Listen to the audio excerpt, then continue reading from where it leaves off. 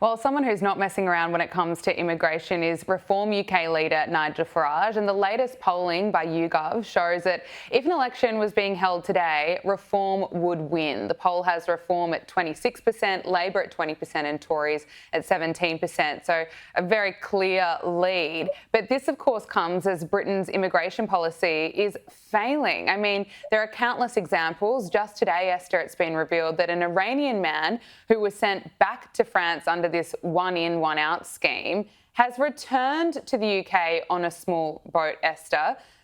It's just showing that this one-in, one-out policy isn't working. Well, you know what's even more hilarious? The government is saying that this scheme has successfully sent back 45 individuals, although it's not no longer a success if we know that they can come back.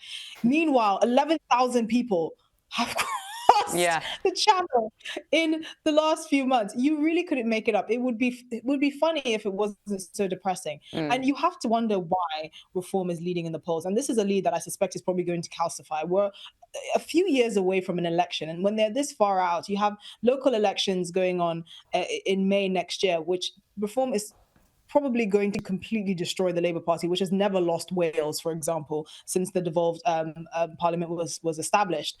So these are just no brainers. Why is Reform leading? Because in as much as Labour would basically like to point out that Reform voters are racist or fascist or whatever, they're not handling the issues that many voters feel quite strongly about, and then they have no one else to blame but themselves. For them to even say that they have made a success of this by sending just about 3 or 4 dozen people back when you're having tens of thousands of people crossing the borders. Kemi Badenoch said, so do we get 2 people sent back to France because this guy has come in twice? It's laughable. It's a joke now. Yeah, as you say, it'd be funny if it wasn't so depressing. The numbers are absolutely outrageous. Finally, just while we're in the UK, there's more chaos in the grooming gangs inquiry.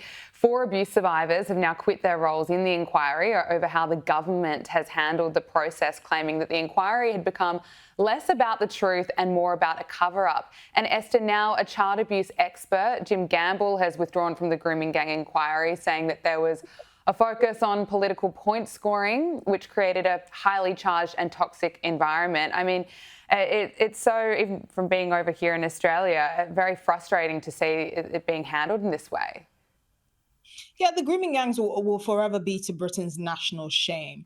And Labour leading this inquiry is kind of like, marking your own homework. Jess Phillips, who's supposed to be the Minister for the Safeguarding of Women and Girls, basically stood in Parliament and said and called one of the victims of the grooming gangs who resigned over the fact that the probe is being watered down. She basically called her a liar by saying the probe is not being watered down and broadened, even though in the documents that these ladies on the panel were given, it said, should the focus of the inquiry be broadened and not only focus on grooming gangs? I mean, it's just ridiculous. There is evidence of this, and yet you have the Minister of Safeguarding Women and Girls actually calling a woman who has basically been gaslit her entire life and told to be quiet about the fact that she was gang raped by predominantly Pakistani men, to be quiet for the sake of community cohesion. Now you have the minister in charge of protecting people like that, telling her that basically she's a liar and gaslighting her in a unique and if even more infuriating and more upsetting way. It was always going to be a mess. Keir Starmer only Mm. called for this inquiry